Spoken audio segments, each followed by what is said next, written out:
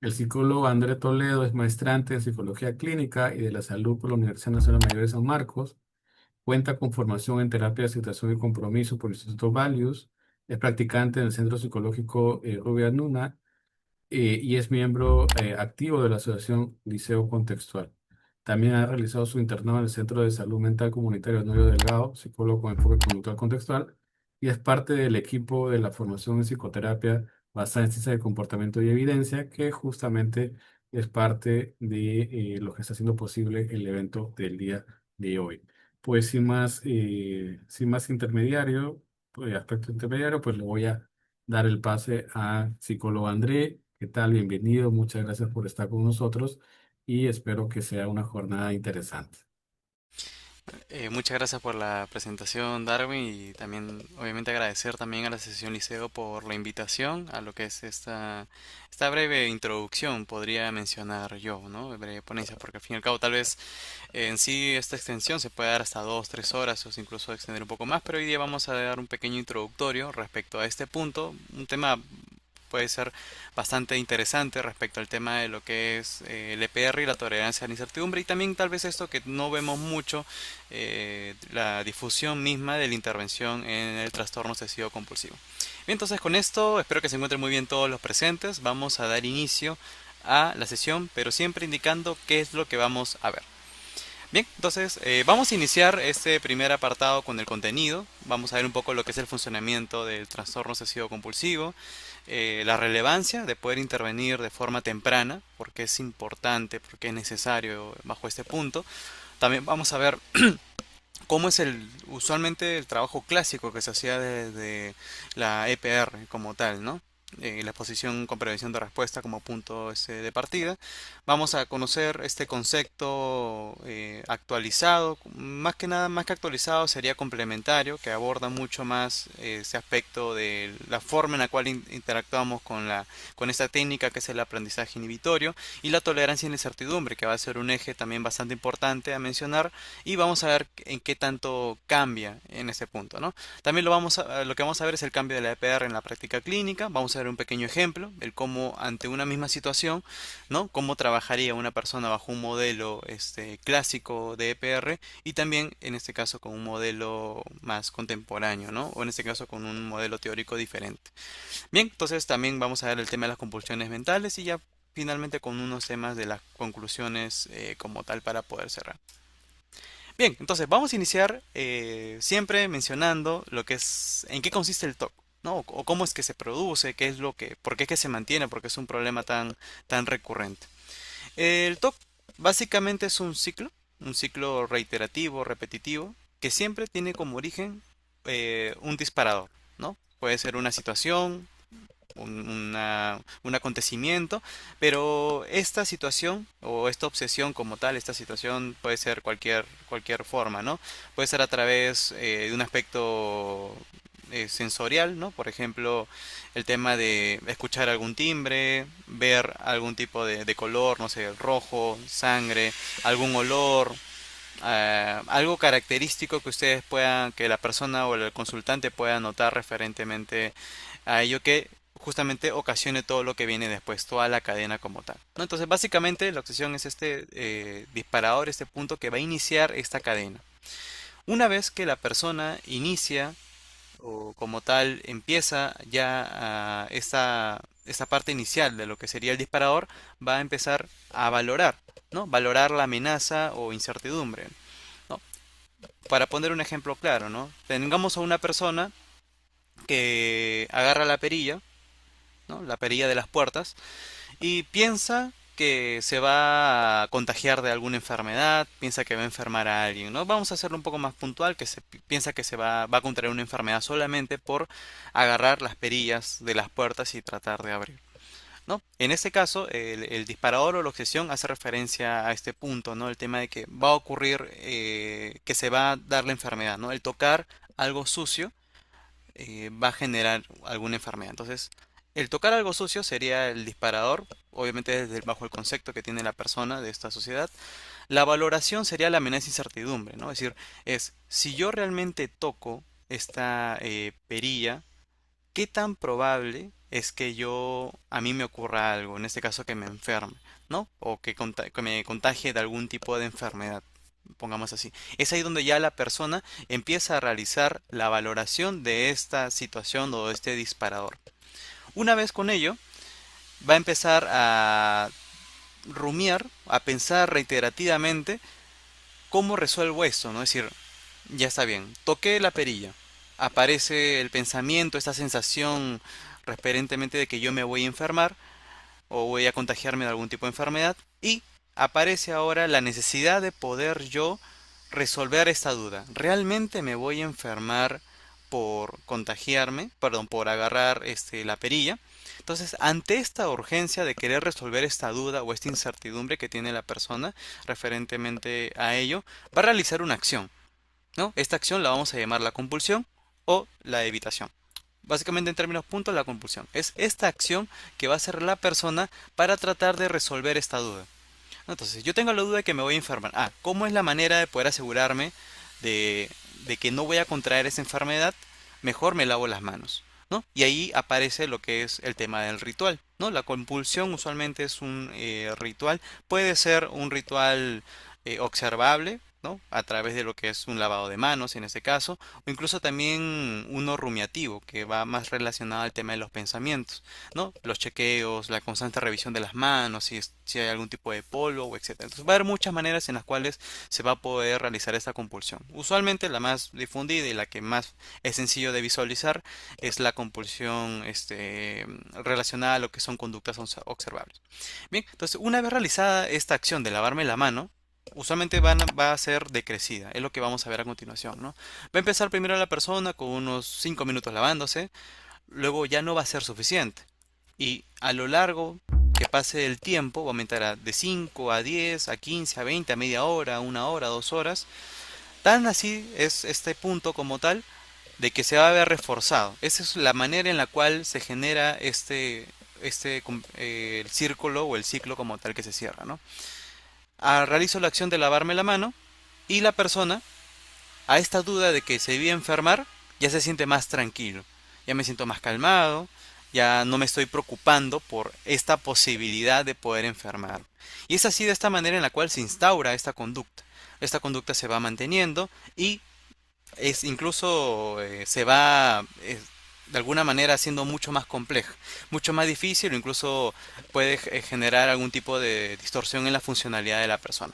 Entonces, a manera de resumen, aparece el disparador, va con la parte de lo que es la valoración ante esta situación que se ha presentado, surge la duda en este caso de la persona, la urgencia por poder resolverlo, aparece la acción, esta acción que hace la persona, como tal, como hemos mencionado, puede ser a nivel conductual observable, que sería el tema de lavarse la mano, o vamos a un plano con el tema de los pensamientos, que también es otra manera en la cual se presenta.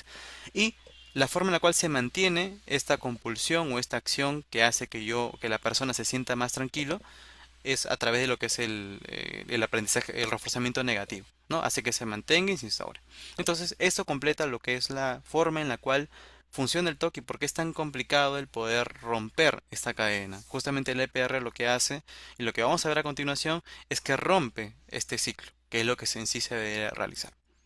Bien, ahora sí, vamos a contestar esta pregunta. ¿Por qué es importante intervenir temprano? El TOC puede ser persistente y clínicamente incapacitante.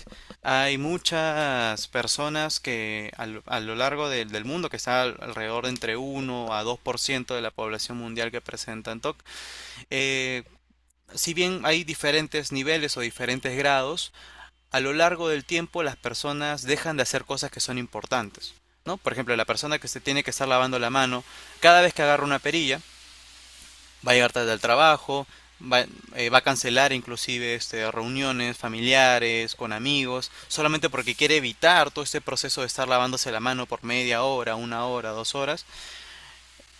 Justamente a esto va relacionado el TOC, ¿no? Es algo que es reiterativo y muchas personas es un trastorno bastante disfuncional porque hace que la persona cambie muchos aspectos en su vida diaria.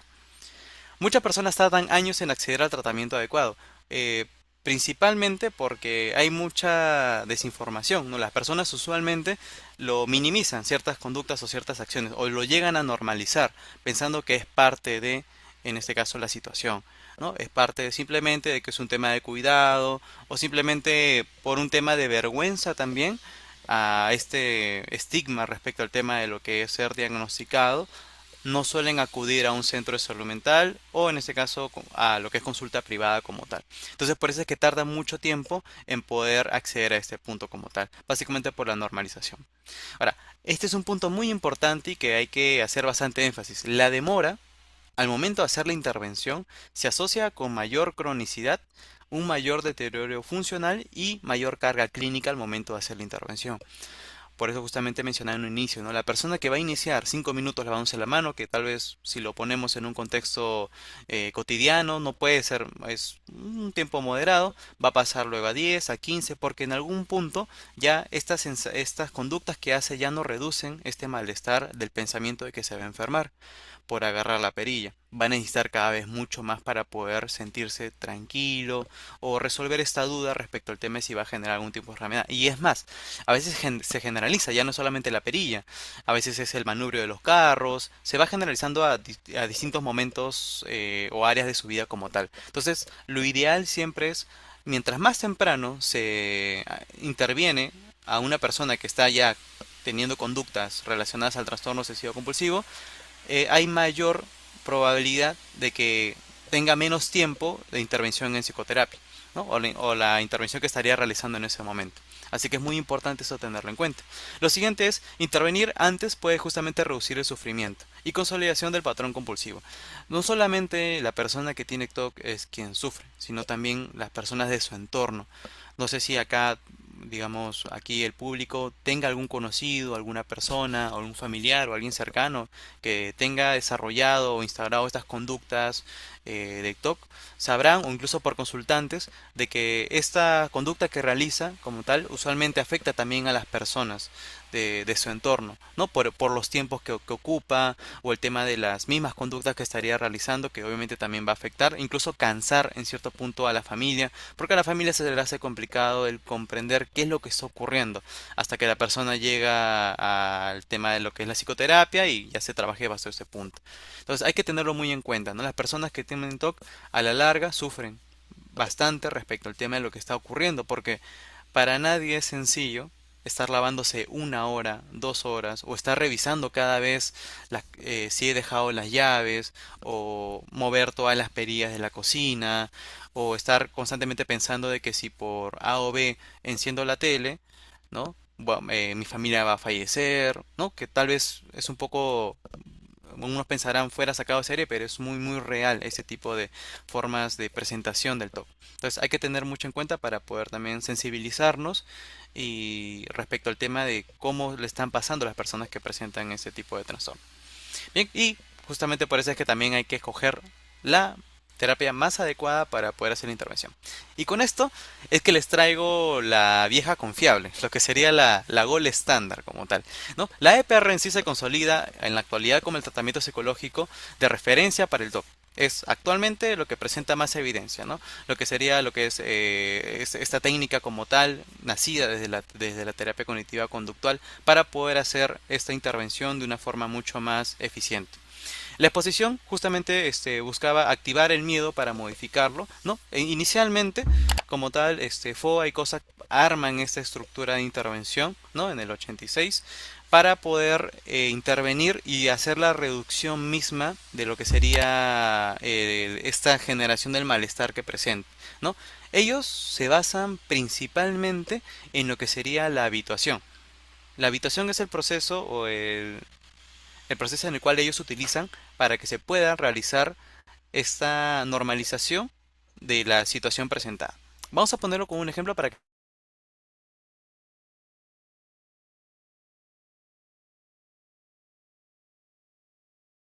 armar o no, ¿no? Lo que haríamos en este, hacemos primero lo que es una jerarquización, ¿no? De qué es lo que podríamos hacer o exponerlo poco a poco al consultante y armamos un nivel de jerarquización, ¿no? Empezamos con uno, 2, 3, 4, 5. Usualmente son 10 niveles que se suele realizar. Y ante el primer nivel, como tal, imaginemos, en este caso, de que hagamos que el consultante coloque un dedo en la perilla. Tal vez no es toda la mano, ¿no? Pero es en este caso un dedo. Lo vamos acercando o exponiendo un poco a esta sensación de malestar. Va a colocar en este caso el dedo y la idea es que el consultante refiera en este caso qué tanto nivel de ansiedad tiene, ¿no? Imaginemos que al inicio tiene del 1 al 10 un 9 en ansiedad, es lo que refiere la persona, y la idea es que en sí evitamos la respuesta, justamente a eso viene su nombre, ¿no? La clínica de exposición con prevención de respuesta. Lo exponemos al consultante y prevenimos que haya la respuesta. Ya sabemos que la respuesta en sí es este ritual como tal.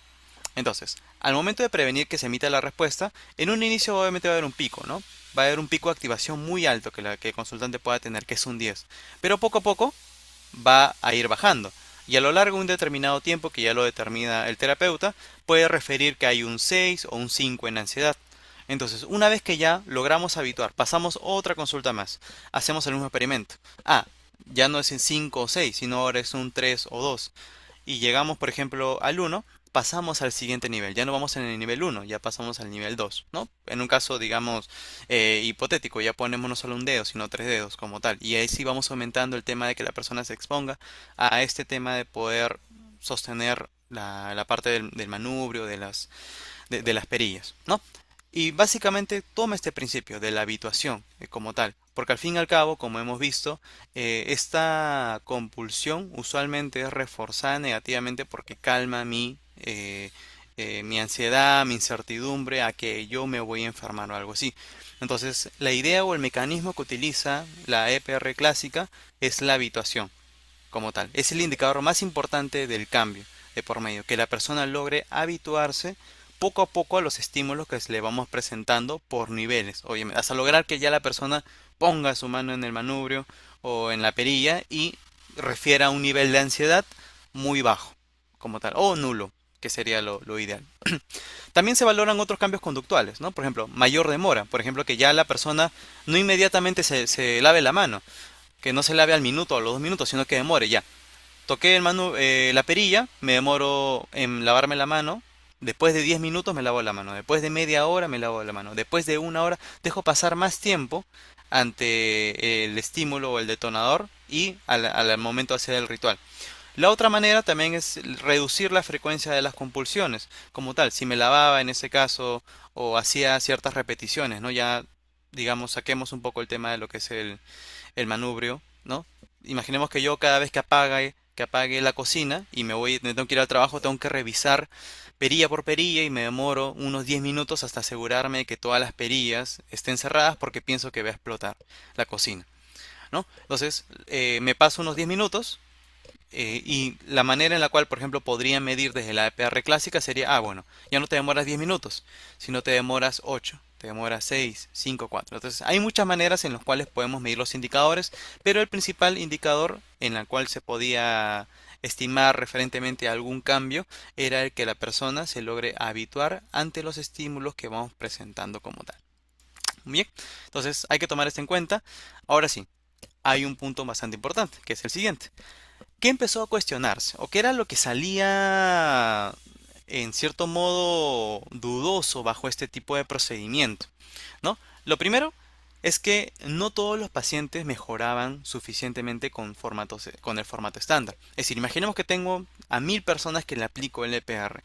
Habían una cantidad moderada de personas a las cuales no les funcionaba el tratamiento como tal, ¿no? Entonces, por ahí, digamos, oye, ¿qué podemos agregar para que al resto de otras personas sí les funcione realmente? Ahí empezó un poco la duda como tal.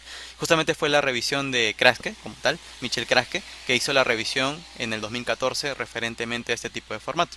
Lo siguiente, existen tasas relevantes de abandono y respuesta parcial.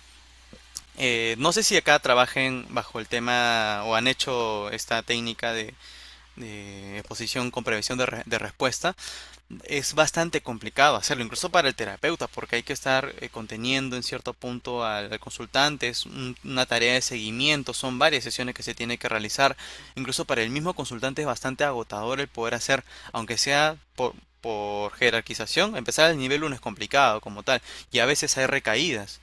Y volver a hacer de nuevo el procedimiento es un tanto tedioso, incluso tanto para el terapeuta como también principalmente para lo que es el consultante como tal, porque siente que no ve avances, siente que más lo están castigando u obligando a hacer este tipo de acciones o mini acciones de poder hacer exposición. Lo otro también es que hay una respuesta parcial, es decir, imaginemos que yo quiero que la persona netamente deje de revisar las perillas de la cocina.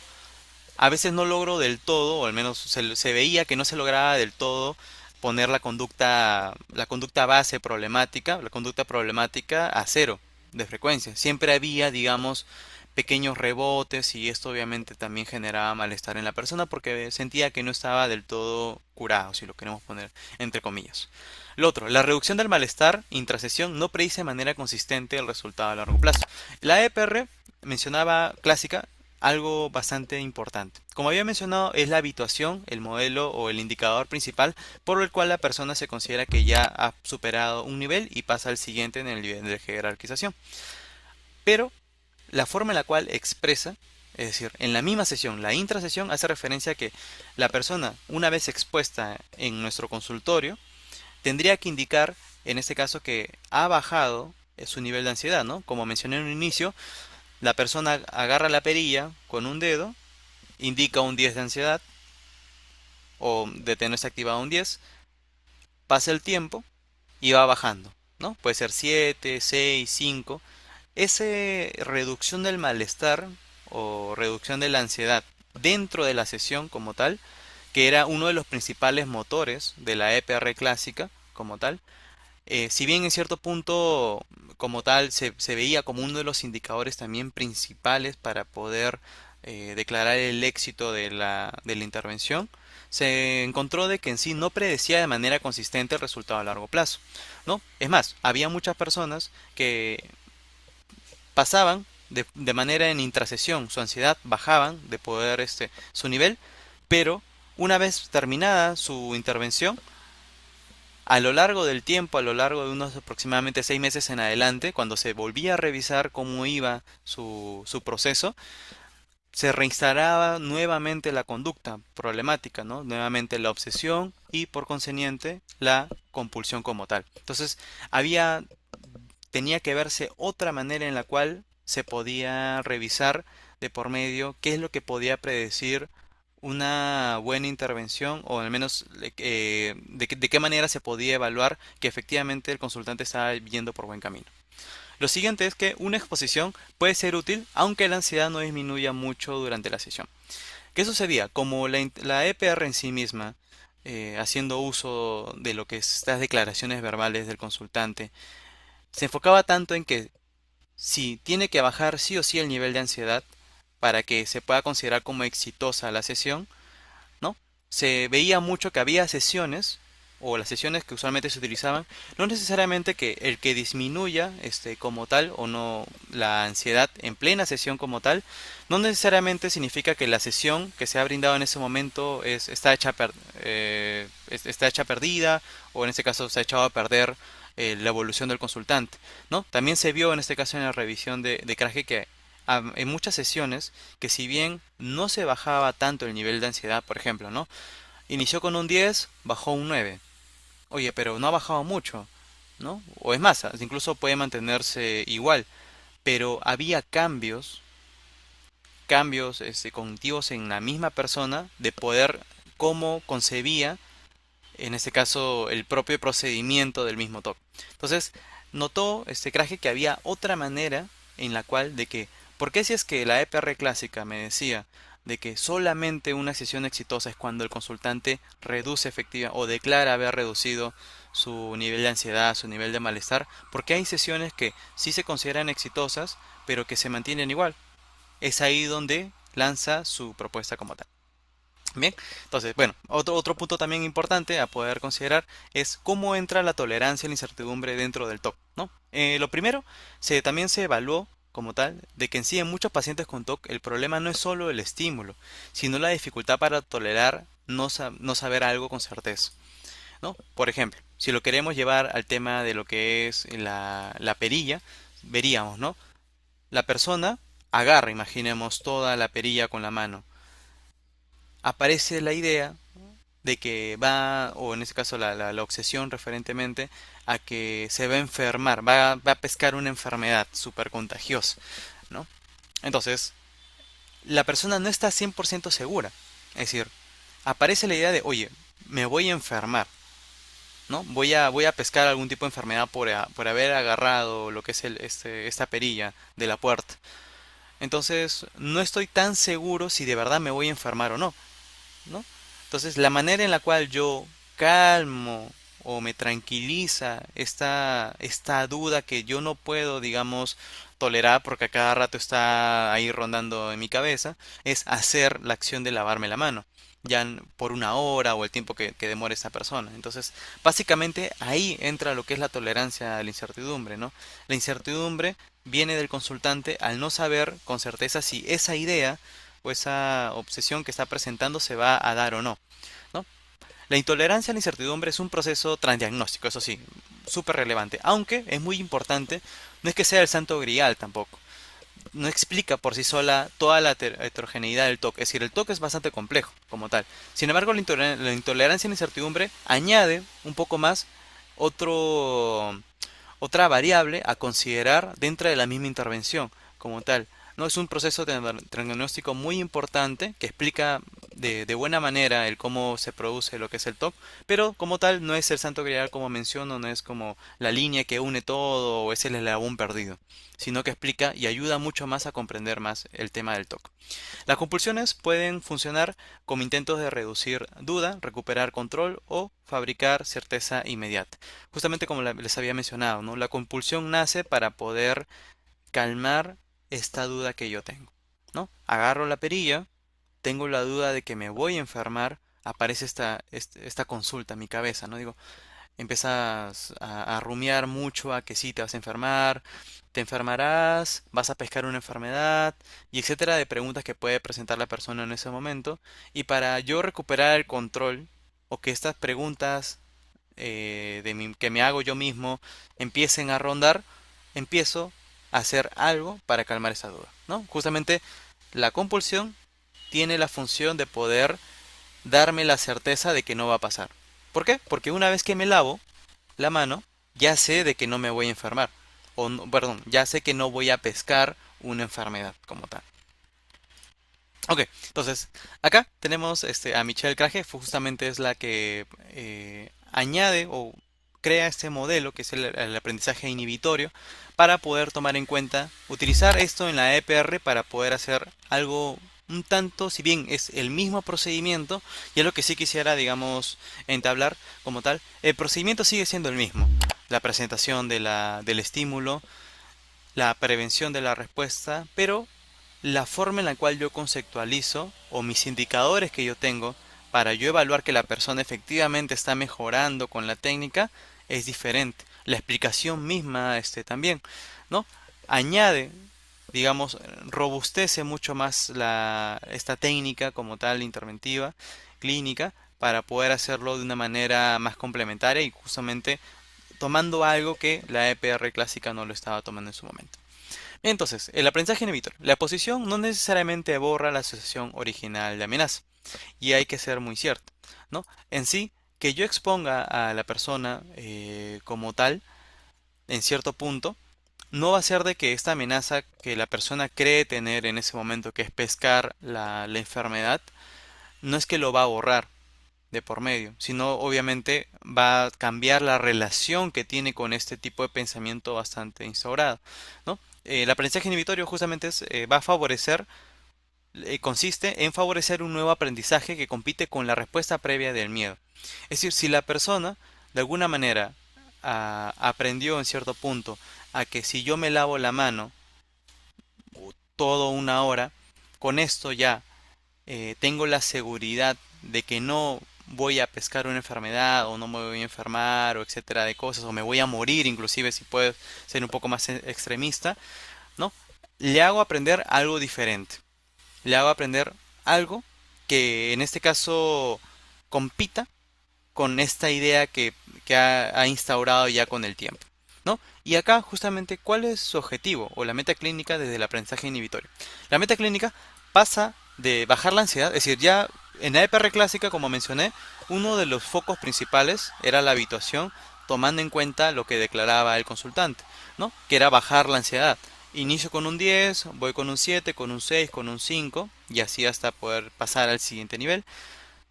Pero el aprendizaje inhibitorio no lo toma tanto en cuenta, ¿no? Su enfoque va más por el otro lado, a fortalecer aprendizajes más flexibles y duraderos. Al fin y al cabo, eso es lo que va a mantener la persona a lo largo del tiempo.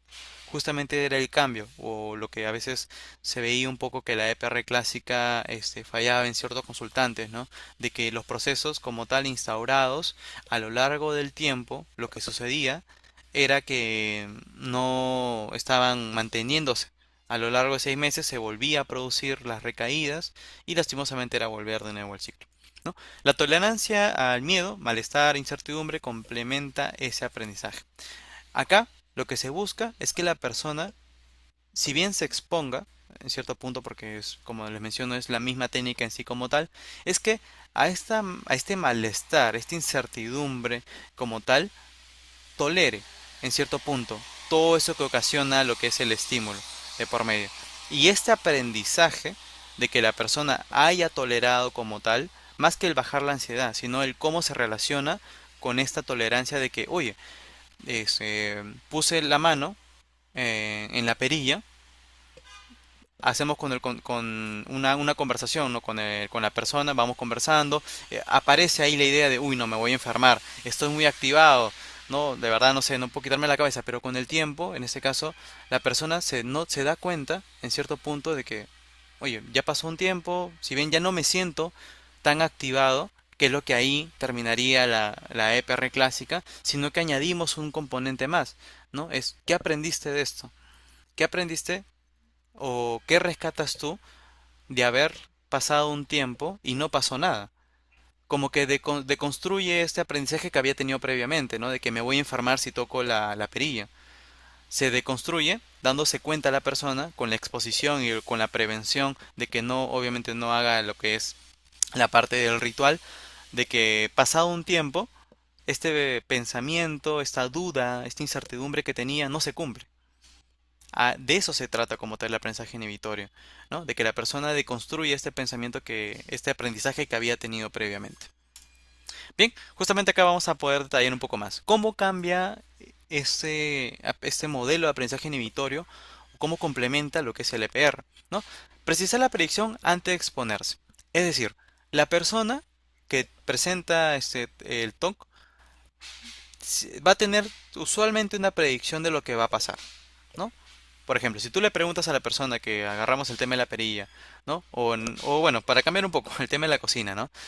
¿Qué sucede en este caso si no apagas, si no ves por 10 minutos las perillas, si no compruebas en este caso que están bien cerradas? Mi casa va a explotar, ¿no? Justamente a eso va. Iniciamos en este caso con esa predicción, que el consultante nos diga qué es lo que piensas que va a ocurrir antes de exponerlo como tal. Ah, bueno, yo pienso que va a explotar mi casa si no reviso las perillas en ese momento, en ese tiempo. Posteriormente diseñamos las exposiciones para poner la prueba. Ahora, esto sí, como le menciono, no es que cambie mucho como tal, pero sí cambia la forma en la cual lo conceptualizamos.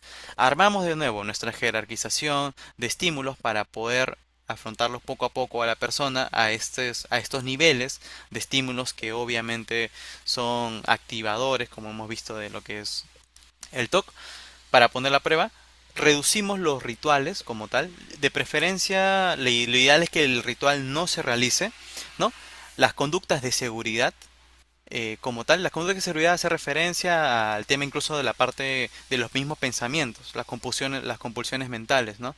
A veces podemos decir, oye, nuestro consultante ya no está haciendo la verificación de lo que es las perillas, pero A nivel de pensamiento puede estar teniendo ideas como lo revisé, lo revisé, lo revisé, lo revisé, sí, sí lo revisé, sí lo revisé, sí lo revisé. Entonces, asimismo, genera conductas de seguridad que de todas maneras mantienen instaurado esta obsesión como tal. Entonces, hay que tomar en cuenta también ambos formatos. Y estrategias orientadas a recuperar la certeza inmediata. Como le mencionamos en un inicio, la EPR desde el aprendizaje inhibitorio lo que busca en cierto punto es que la persona recupere esa certeza.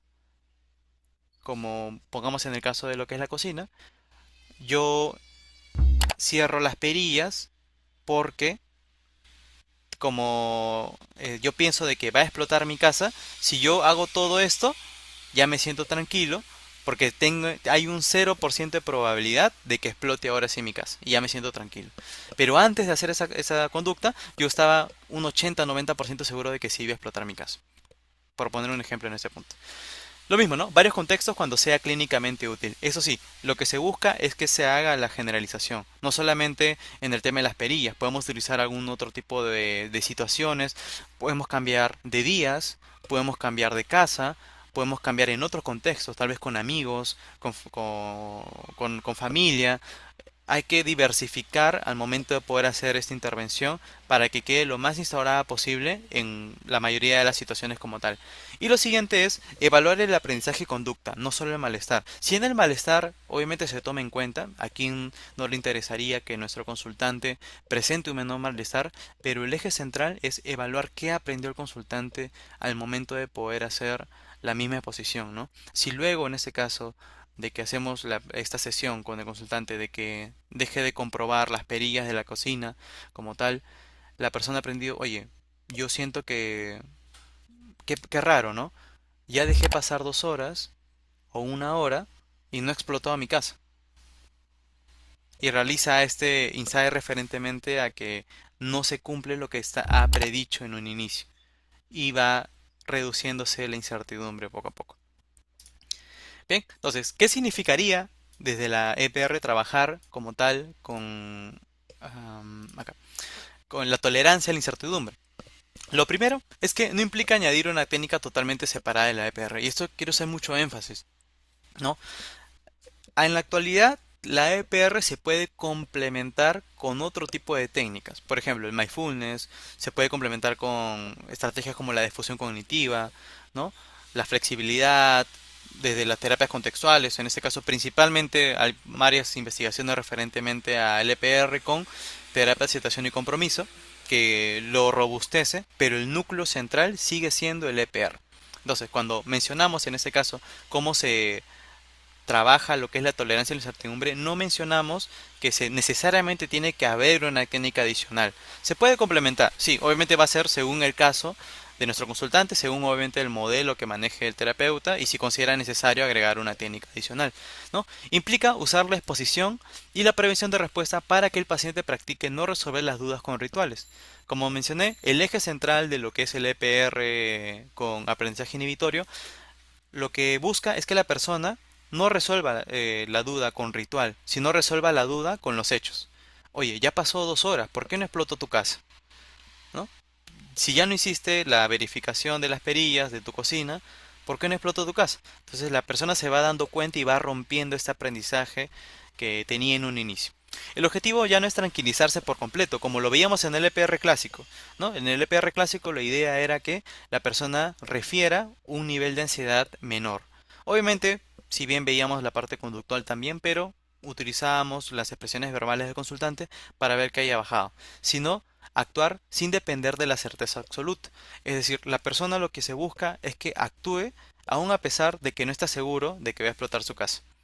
Es decir, que siga cocinando, que siga yendo al trabajo, que siga haciendo esas cosas que son importantes para la persona o que lo hagan funcional sin tener la certeza de que efectivamente vaya a explotar su casa. Porque hay que ser realistas, en cualquier momento puede pasar. Entonces, nunca va a tener la seguridad al 100% de que algo malo va a ocurrir con su cocina. Los recursos como predicciones explícitas, bloqueo de reaseguración y guiones imaginales pueden ayudar a optimizar este aprendizaje. Como les mencioné, podemos utilizar otras técnicas para poder complementar o poder asegurar o optimizar. Esa es la palabra realmente, optimizar el aprendizaje. No necesariamente, o al menos yo no les traigo acá, de que efectivamente la EPR se trabaja con una técnica aparte adicional exclusivamente para la incertidumbre, sino que ustedes como terapeutas, según lo que evalúen, según lo que manejen, pueden añadir técnicas relacionadas también al mismo trabajo si lo consideran necesario.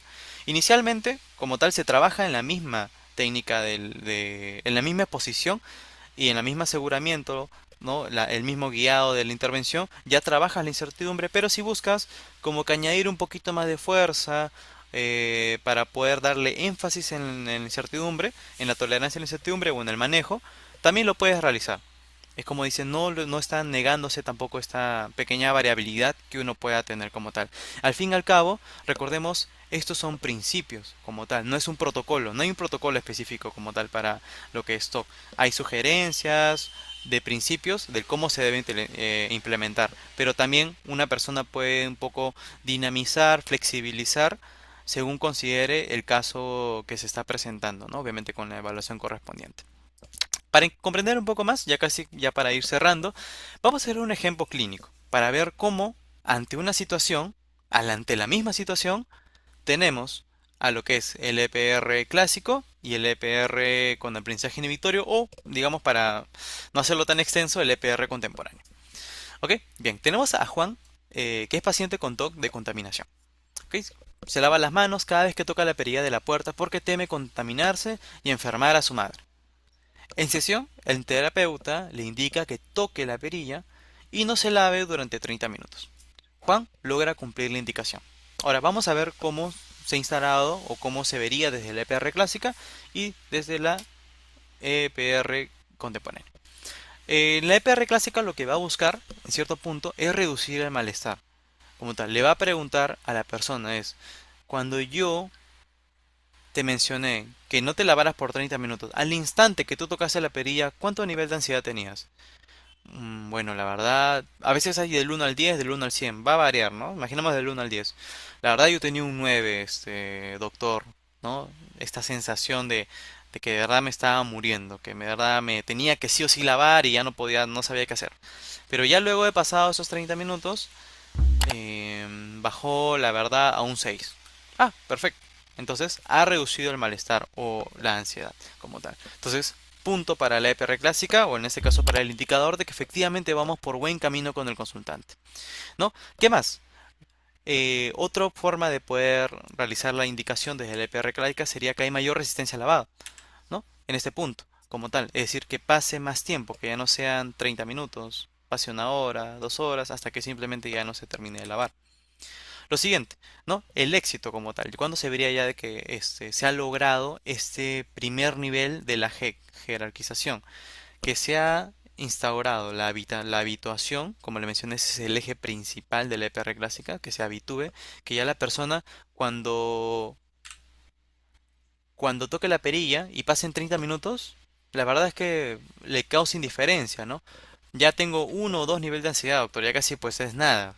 Entonces ya se ha logrado la habituación en ese punto. Más le agregamos la reducción de la compulsión. Es decir, ya no realiza el lavado, o en este caso, en caso de ser un lavado complejo de una hora que se tenga que lavar, que se reduzca, en este caso, tanto la frecuencia o en este caso también la intensidad. ¿Cómo lo veríamos desde la EPR contemporánea o específicamente la EPR relacionada a lo que es el aprendizaje inhibitorio? No, primero, debe haber una predicción explícita. La predicción explícita de Juan, ¿cuál sería? Que es que teme contaminarse y enfermar a su mamá. Bien, pero de forma inicial, contaminarse. Porque el contaminarse va a conllevar a que enferme a su mamá, ¿no? Entonces, vamos a basar en el tema de que se contamine porque es la probabilidad más directa en ese momento. ¿No? Se hace la exposición sin el ritual, es decir, se evita que Juan se lave en ese momento la mano. El éxito, o cuando se determinaría el éxito en el EPR contemporáneo, sería que hay una violación de expectativas. Es decir, que Juan pensaba de que ya se iba a contaminar, de que ya no podía continuar y que efectivamente pues iba a estar enfermo de por medio. Y una vez pasado este tiempo, se da cuenta de que en sí está todo normal, no está tosiendo, puede tocar sus manos, puede tocar a otras personas y no pasa nada. No está enfermando a nadie. Más el aprendizaje inhibitorio, justamente hace relacionado al tema de que ya he aprendido de que si no hago lo que hacía antes recurrentemente, que era lavarme la mano, puedo cambiar esta idea que tenía, esta obsesión de por medio como tal. Y se añade lo que es la tolerancia a la incertidumbre, ¿no? Ya ahora Juan, cuando se lave, cuando, perdón, cuando ya no se lave la mano de por medio, tal vez ya no esté un 90% de duda de que se va a contaminar, sino de que simplemente va a bajar o va a darse cuenta de que no es necesario que se tenga que lavar para convivir con la idea de que se puede contaminar. Porque en sí contaminarse lo puede hacer en cualquier momento. Pero justamente por agarrar esa perilla, la idea es que Juan agarre esta idea, ¿no? Del contaminarse y tenga que aprender a vivir con esta idea. Que no se sabe si es cierto o no, como tal. Pero que aprenda a seguir haciendo sus cosas sin necesidad de estar constantemente pensando en que si se va a contaminar o no. Bien, entonces vamos a conocer un poco el esquema para ir ya culminando de cómo era el trabajo, cómo se suele trabajar desde el EPR clásico. Como les mencioné, se inicia con una jerarquía de miedos. La EPR clásica trabaja bastante desde el tema del sistema de miedo, más los UTS, ¿no? Los UTS básicamente son como escalas de ansiedad en las cuales la persona va a ir refiriendo según, ¿no? Del 1 al 100, del 1 al 10, qué tan activado, qué tan con tanto malestar se siente en ese momento. Iniciamos lo que es la exposición graduada, ¿no? Desde el primer nivel se activa obviamente la ansiedad, el malestar, la queja. Se hace la prevención de la respuesta, se evita que la persona realice el ritual. Poco a poco la persona se va acostumbrando, ¿no? Oye, ya no me activo como antes. Ya no me activo como antes. ¿Y cómo se suele visualizar? Cuando en la sesión, por eso se dice intrasesión, veo que la escala del SUS o USAS va disminuyendo. Se va tranquilizando, ya no hay tanta ansiedad y demás. O intersesión, ¿no? Que intersesión hace referencia a cuando dejas actividades tú, por ejemplo, en la semana. Esto conlleva a que hay una menor compulsión o mayor resistencia al ritual. Y una vez que yo ya note que hay habituación, principalmente habituación y menor compulsión, paso al siguiente nivel. Vuelvo de nuevo, ¿no? Ya pasé el nivel 1, paso al nivel 2. Jerarquía de miedo, nivel 2. Lo mismo, hago la exposición graduada, se activa, es normal que se active el consultante, hago la prevención de la respuesta, pasa la habituación, menor compulsión, de vuelta. Jerarquización de miedo nivel 3. Y así vamos continuando hasta lograr el cometido que justamente es el tema de la reducción como tal de la ansiedad, ¿no? O que se logre la habituación si queremos ser más precisos. ¿Cómo sería el trabajo desde la EPR contemporáneo? ¿Cómo se suele implementar un programa de intervención? ¿No? Lo primero, como había mencionado, es que ¿qué cree que ocurrirá y con cuánta certeza? Antes de hacer la exposición, si bien se puede, como le mencionaba, se puede acompañar, o en este caso de una jerarquización de estímulos que generan la obsesión, lo principal es que se le consulte a la persona es ¿qué crees que va a pasar? ¿Crees que va a explotar tu casa por no revisar? Ok, está bien. Me dices que crees que va a explotar tu casa. Lo siguiente, ¿qué tan seguro estás? 80%, 90%, muy seguro, completamente seguro. Vamos ahí evaluando qué tanto es el nivel de certeza que tiene la persona de que va a ocurrir. Obviamente, mientras la persona más cree que va a pasar, obviamente está más instaurado y es más complicado el tema de poder hacer la previsión de la respuesta. Entonces, una vez que yo ya tengo ya eh, instaurada la predicción o ya de una manera explícita, a qué tiene miedo el consultante, por qué es que no realiza esto, por qué tiene que hacer el acto de compulsión, hacemos la exposición diseñada, ¿no? Ponemos a prueba la predicción. Oye, está bien, ya, bueno, va a explotar tu casa, vamos a ver qué tal. Va a aparecer lo que es obviamente la ansiedad, la duda, el malestar.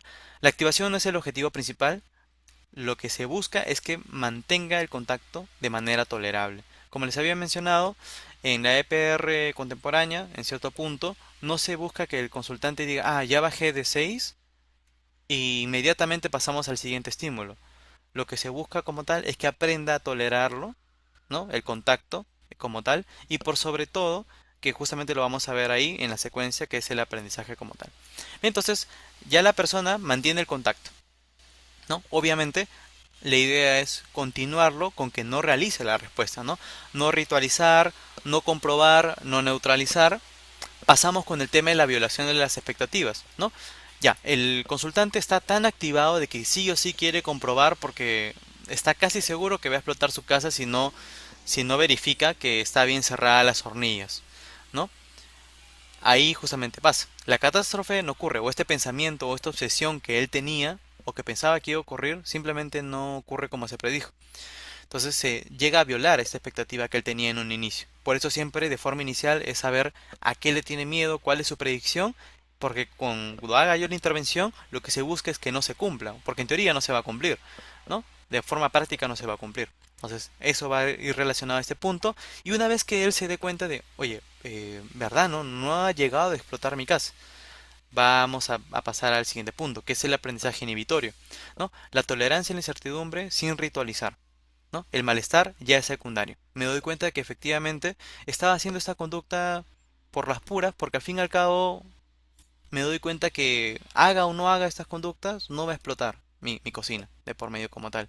Es decir, no porque yo verifique durante 10 o 20 minutos mis hornillas, significa que nunca va a explotar mi casa, en cierto punto. Entonces se hace el trabajo de la tolerancia como tal, de que lo que tú estás haciendo como tal, lo que tú haces referentemente a la acción o la compulsión, no te da la certeza de que efectivamente no se va a cumplir ese apartado de acá.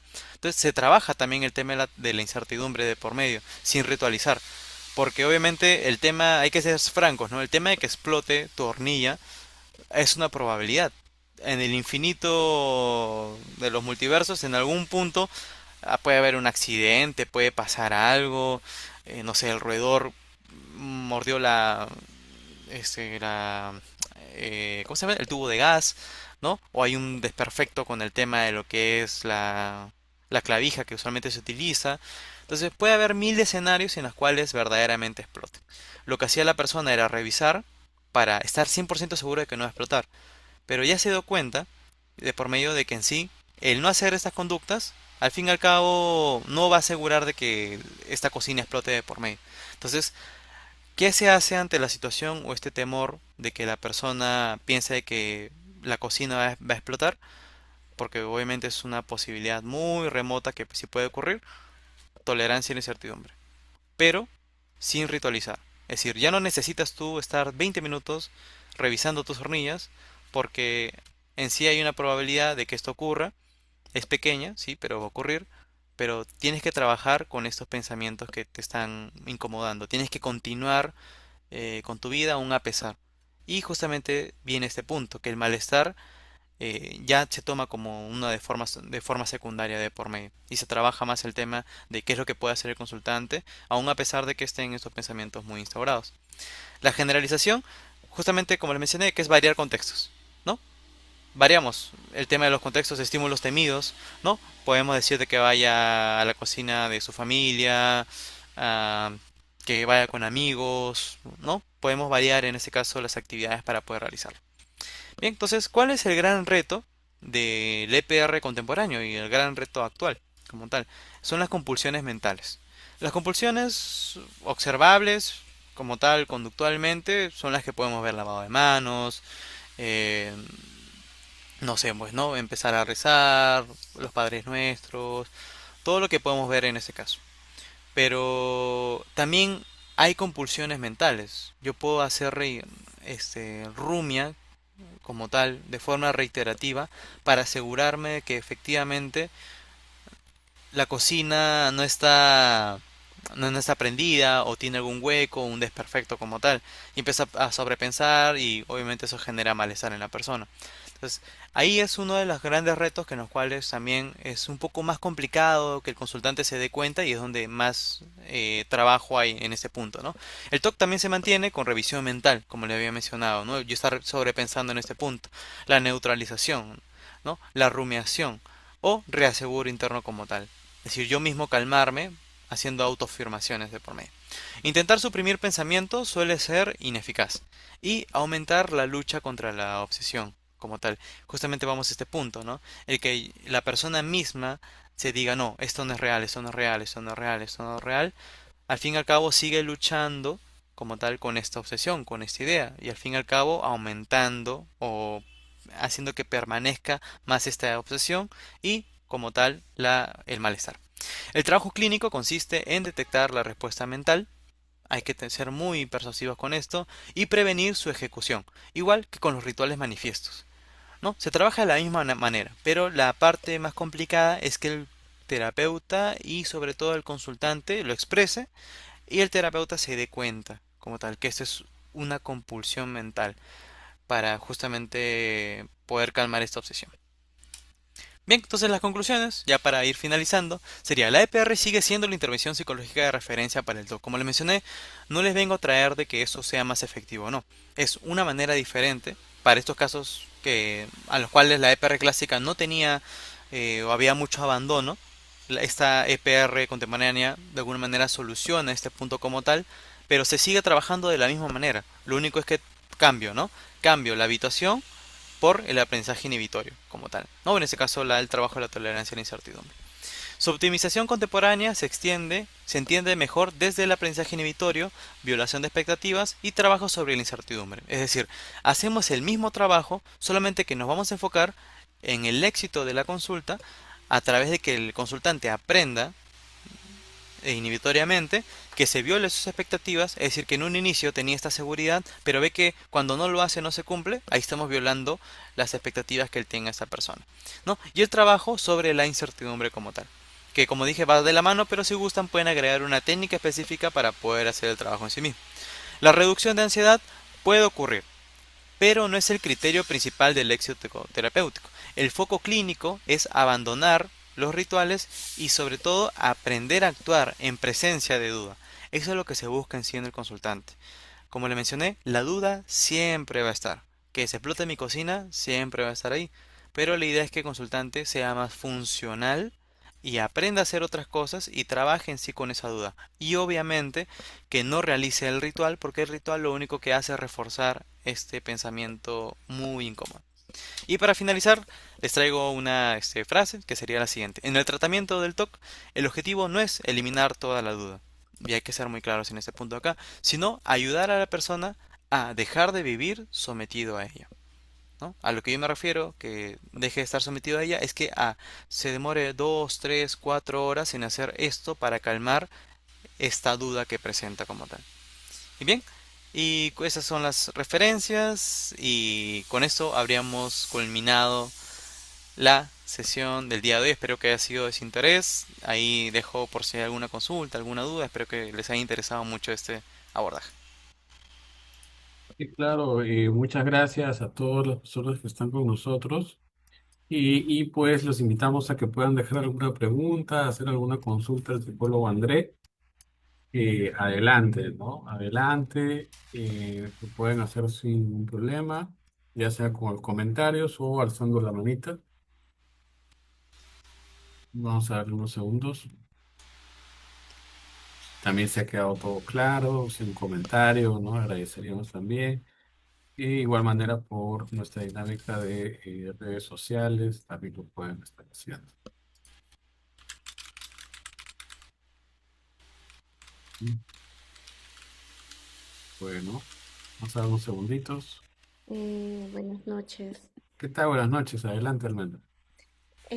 Una de las cosas que me parece que se complican en el momento de la exposición es la familia, ¿no? Que muchas veces de alguna forma refuerza o sea, la evitación o digamos que presiona tanto, bueno, de alguna forma lo que, bueno, he podido notar es que em, agobia tanto al consultante que le genera tanta ansiedad que vuelve a repetir, como que está mejorando, pero algo pasa en la familia que lo agobia, que lo angustia, que tiene que ver no con situaciones específicas, ¿no? Con que pasó algo, sino con que la dinámica familiar es así, ¿no? Como que es la normalidad que sean así.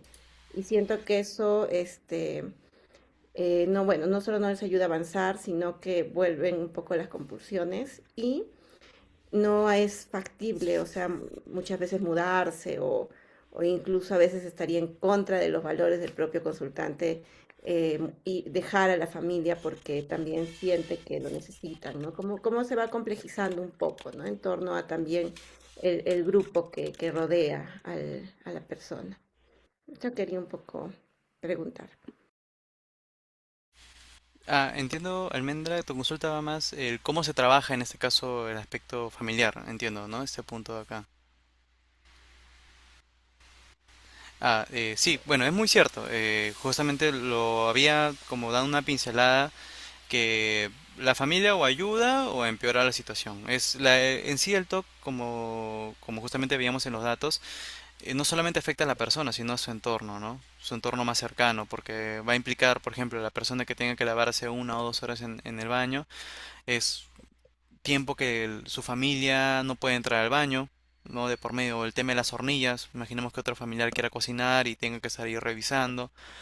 Cuando vive con una familia, ya la persona es, de alguna manera convive con otras personas, el trabajo inicial siempre va a ser la psicoeducación, ¿no? Y el terapeuta debe analizar al momento de hacer el anamnesis realmente, primero con quienes vive, como tal, cómo es la relación con ellos y sobre todo el ver si realmente es un factor protector o es un factor de riesgo a que la intervención se dé de una buena o de una mala manera o que sea de alguna manera efectiva. Entonces, si el terapeuta ve que de alguna manera sí, es una persona que cuenta con una familia que lo va a apoyar, entonces con una educación se reúnen de manera presencial o virtual a toda la familia. La persona lo que hace hacer, o el terapeuta hace la psicoeducación, ¿no? Obviamente se evita siempre que, eso es muy importante, ¿no? La idea no es cambiarle el entorno o facilitarle la situación al consultante.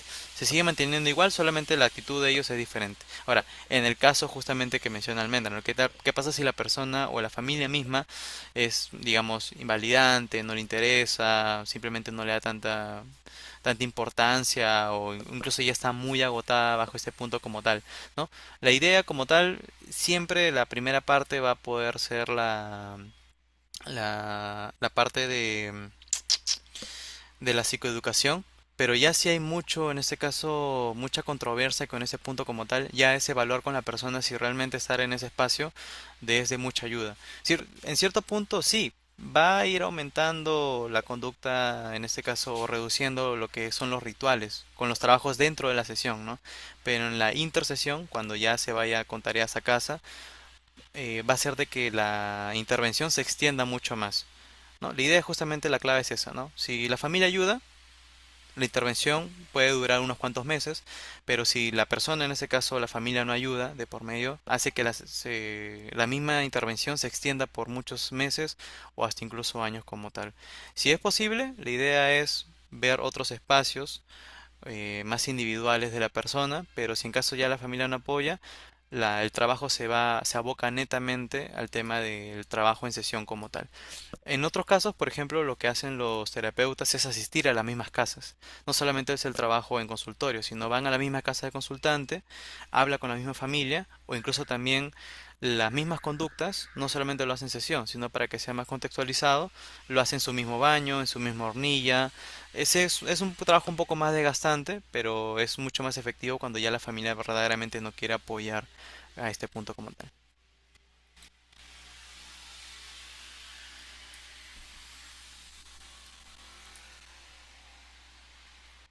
Bien, Igual, muchas muchas gracias gracias. Almendra por la consulta. Gracias por ahí, por el detalle. Y pues no sé si a alguien más le gustaría hacer alguna pregunta, algún comentario. No sé.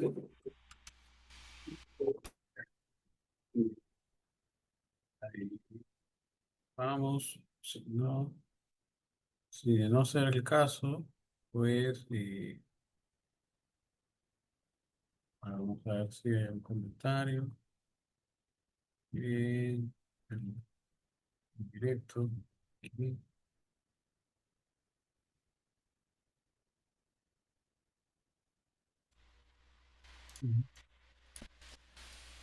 Si no hay más comentarios, pues muchas gracias a todos los que han asistido, por supuesto, al psicólogo André. Entonces ya estaríamos terminando el día de hoy. Igual les invitamos a que estén atentos a nuestras próximas actividades, siempre en las redes sociales de la Asociación Liceo. Cualquier detalle, cualquier consulta, pues por aquí andamos. Hasta luego, cuídense mucho. Nos vemos.